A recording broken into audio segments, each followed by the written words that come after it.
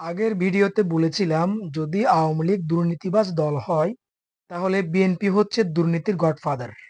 তার প্রমাণ আমরা দেখতে পেয়েছি ২০০১ থেকে ২০০৬ সালে যে বিএনপি সরকার ছিল সেই সরকার পরপর ৫ বছর দুর্নীতিতে বিশ্ব চ্যাম্পিয়ন হয়েছিল। আগের ভিডিওতে বলার পরও এই ভিডিওতে কেন বলছি তার কারণ আছে। আমার ভিডিওটি প্রকাশের দুদিন পরেই আজকে টিআইবি থেকে অর্থাৎ ট্রান্সপারেন্সি ইন্টারন্যাশনাল বাংলাদেশ একটি রিপোর্ট প্রকাশ করেছে, যেখানে দেখা যাচ্ছে ২৪শে আগস্টের ৫ তারিখ আওয়ামী লীগ সরকারের পতনের পর গত ১.৫ বছরে দুর্নীতিতে বাংলাদেশ আরও এক ধাপ এগিয়ে গেছে। যে ছেলেপেলেরা ২৪শে জুলাইয়ে দাঙ্গা হাঙ্গামা করে সরকার পতন ঘটালো এবং তাদের পছন্দ মতো সরকারকে এনে বসালো, মাত্র ১.৫ বছরে সেই সরকারের অতিমাত্রায় দুর্নীতির কারণে দুর্নীতিগ্রস্ত দেশের তালিকায় ১৪ থেকে ১৩তে এক ধাপ এগিয়ে এসেছি আমরা।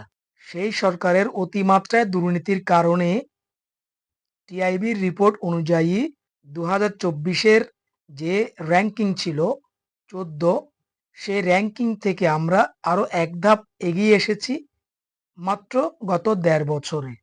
এখন বাংলাদেশ দুর্নীতিতে ১৩ নম্বর র‍্যাংকিংয়ে রয়েছে। এখন প্রশ্ন হলো, শুরুতেই আমি কেন বিএনপিকে টানলাম?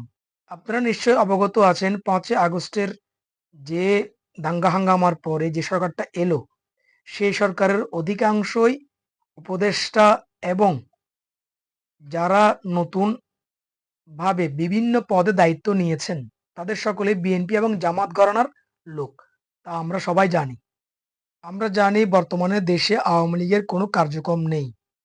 আওয়ামী লীগের লাখ লাখ সমর্থক আছে ঠিক, কিন্তু তাদেরকে পথে নামতে দেওয়া হচ্ছে না। এমনকি পেশাগত জায়গাতেও তারা যথেষ্ট কোণঠাসা হয়ে আছে। তাহলে গত ১.৫ বছরে এই যে দুর্নীতি হলো, দুর্নীতিতে বাংলাদেশ যে আরো এক ধাপ এগিয়ে গেল, এর দায় কার? সরকারে যারা আছে নিশ্চয়ই তারা। তাহলে সরকারে কে আছে? বিএনপি এবং তার সাথে জামাত। তাহলে একবার ভাবুন, মাত্র ১.৫টা বছরে যারা দুর্নীতি কমানোর বদলে উল্টা আরো বাড়িয়েছে এবং বিশ্ব র‍্যাংকিংয়ে ১৮২টা দেশের মধ্যে ১৩তম অবস্থানে নিয়ে এসেছে, তারা যদি আরো ২, ৪, ৫ বছর ক্ষমতা পায় বা সরকারে থাকে, তাহলে দেশের পরিস্থিতি কি হতে পারে? এটা কি নির্দ্বিধায় বলা যায় না যে বাংলাদেশ সেই ২০০১ থেকে ২০০৬ এর মতোই আবারও বিশ্ব চ্যাম্পিয়ন হতে যাবে দুর্নীতিতে? তাই বলছি, এখনো সময় আছে।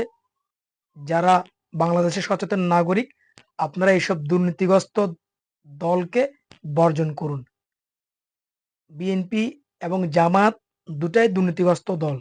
তারা যতই গলা ফাটিয়ে চিৎকার চেঁচামেচি করুক যে তারা চাঁদাবাজি, টেন্ডারবাজি, দুর্নীতিকে প্রশ্রয় দেয় না, সেগুলো ডাহা মিথ্যা।